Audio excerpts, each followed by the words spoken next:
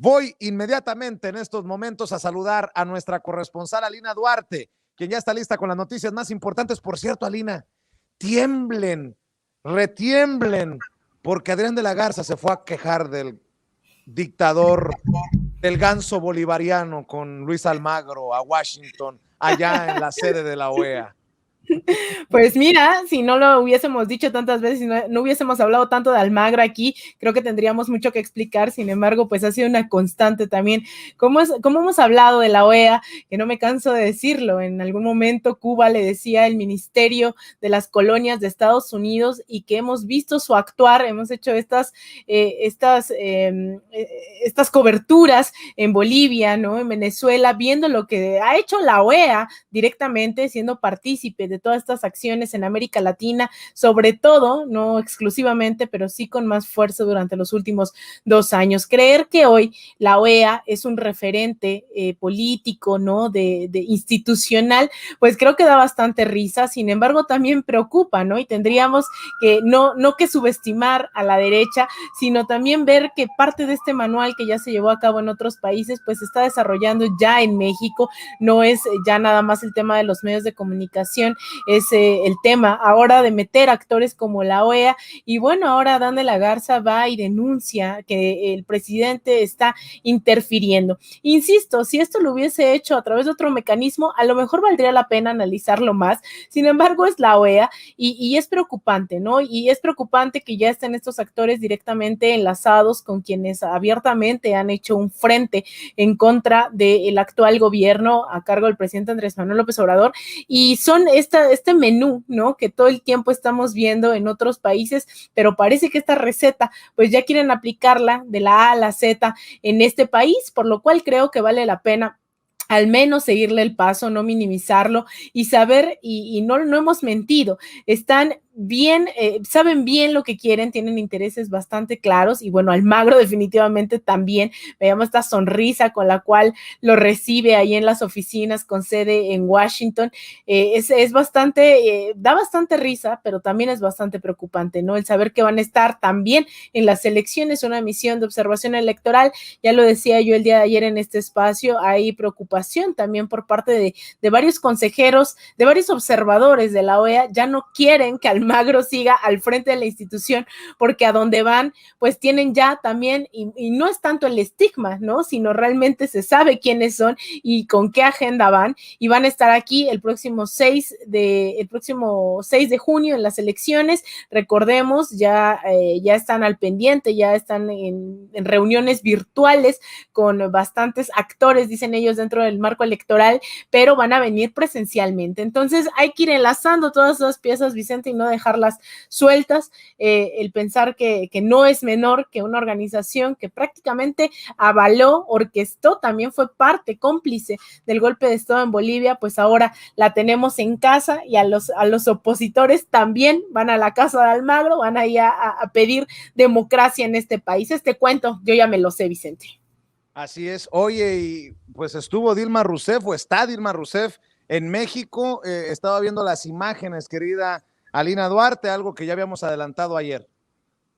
Sí, Dilma ha sido nombrada también huésped distinguida aquí en la Ciudad de México. La jefa de gobierno aquí, Claudia Sheinbaum, le dio este título, y vaya también todas estas declaraciones que ha dado en donde señala, ¿no? A todas dudas que México forma parte de la patria grande, ¿no? México así lo pone dentro de este mapa geopolítico, el rol que está jugando hoy el gobierno de Andrés Manuel López Obrador. Pero también, yo lo decía, hay que ser muy cuidadosas, porque creo que hay varias lecturas o varios acentos que tendríamos que estar poniendo, que también tiene que ver con el próximo año, elecciones en Brasil. Definitivamente México en ese sentido no es que vaya a incidir directamente, no es que vaya a haber intervención dentro de los asuntos internos de Brasil. Sin embargo, es verdad que estos gobiernos que se asumen progresistas, que se asumen de izquierda en la región, pues están también dando muestras de cómo se gestionó, por ejemplo, la pandemia. Mientras en Brasil hay un gobierno a cargo de Jair Bolsonaro que es negacionista, que no cree en las vacunas, que no cree en usar las máscaras, ¿no? O sea, todo ese, los cubrebocas. En ese sentido, yo creo que es bien importante que también el pueblo brasileño, tenemos que saber, está volteando hacia estas gestiones que se están preocupando por la vacuna. Algunos de ellos, por ejemplo, en Cuba, están creando sus propias vacunas, vacunando a su pueblo con sus vacunas, ¿no? En América Latina también hay esos esfuerzos y México va a jugar un papel importante en ese sentido, y creo que es una de los motivos también de Dilma aquí, después también de un pueblo tan atacado, tan dejado a su buena voluntad bajo el gobierno de Jair Bolsonaro. Entonces esta visita es bastante importante. Tengo entendido que todavía va a tener un par de reuniones Dilma el día de hoy, que esperemos hagan de conocimiento público. Sin embargo, bueno, estos acentos que puso hoy con la jefa de gobierno, señalando que incluso, ¿no?, Claudia Sheinbaum debería de recibir este reconocimiento a la gestión que ha tenido, porque a veces se minimiza también lo que se ha hecho en este país, ¿no? No digo que haya sido perfecto, no digo que hayamos llegado ya a una situación económica como países, pues, del norte global, que tienen capacidad adquisitiva, que tienen unos menores índices de pobreza, ¿no?, de desigualdad, y que les permiten también una mayor gestión de pandemia. Veíamos en otros países como, pues sí, la cuarentena era real, porque había esa capacidad tanto del Estado, ¿no?, tanto del gobierno, como de la población de sostener una cuarentena, así fuese ilimitada. Sin embargo, pues vivimos en un país con condiciones totalmente distintas, económicas, políticas. Sin embargo, pues estos gobiernos vienen a reconocer una labor, en este caso específicamente de la Ciudad de México, y pues alentar, ¿no?, también a los y las brasileñas a voltear al norte, y creo también definitivamente alentar a México a voltear al sur.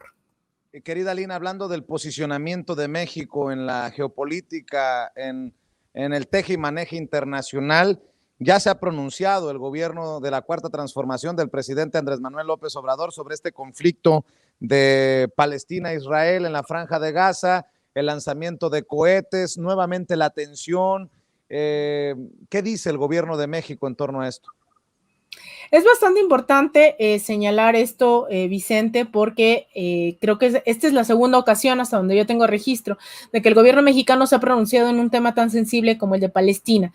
La comunidad internacional no suele pronunciarse por el tema de Palestina, primero porque es en contra del Estado, y hay que decirlo, ¿no?, del gobierno de Israel, y ellos dicen el Estado de Israel. Sin embargo, el Estado original antes de 1948 era el Estado de Palestina, y quienes fueron ocupando ese territorio fue un gobierno que se llama el gobierno de Israel, y que ahora pues es el principal aliado de Estados Unidos dentro de Medio Oriente.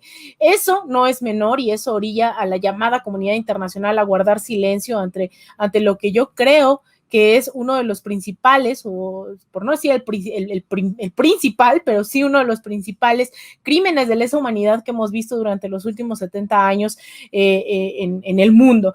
Y estamos hablando de una ocupación que diario está matando a palestinos, a palestinas. Sin embargo, se han recrudecido estos, no quiero decir los confrontamientos, porque creo que esa es la narrativa de los medios corporativos, creer que con piedras, ¿no?, con estos cohetes, se pueden equiparar al desplazamiento militar, ¿no?, a todo el bombardeo por más de 70 horas, ya muchas más de 70 horas por parte del gobierno israelí. Creo que no hay condiciones de igualdad para describir que hay una confrontación. En realidad, pues es esta continua invasión por parte de Israel hacia Palestina, y llama la atención porque el gobierno de México sí se ha pronunciado, sí ha alzado la voz. La vez pasada fue en el Consejo de Seguridad de la ONU, y ahora también pues Marcelo Ebrard habló de este rechazo a la violencia, y claro, también dijo a la provocación, haciendo pues creo bastante, refiriéndose al grupo de Hamas en Palestina. Estos pronunciamientos, de verdad,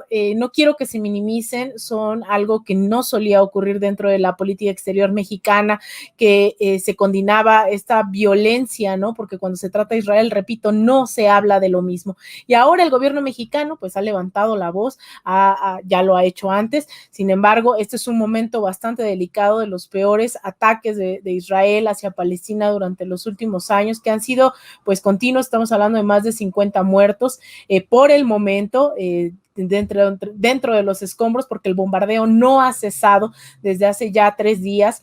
Eso es importante decirlo, la cifra de los que están contabilizados, pero hoy Palestina está bajo ataque. Hoy quisiera decir que hubiese una guerra, pero para haber guerra tiene que haber 2, y el desplazamiento militar de Israel no se puede comparar con estos cohetes, ¿no? Que dicen se lanzan desde Palestina. Entonces es algo que ustedes verán no está en los medios de comunicación, y que nuevamente agradezco el estar en este programa sin censura para así poderlo decir y sí poderlo denunciar, porque hay muchos intereses de fondo por parte de los medios de comunicación que no tocan el tema, suelen omitirlo todo el tiempo, a pesar de que la misma ONU ha reconocido la violación de derechos humanos sistemática, la detención de niños palestinos, de cientos de niños palestinos en cárceles israelíes, la ocupación ilegal de las viviendas, de los territorios, y pues bueno, es algo que lamentablemente no ha cesado.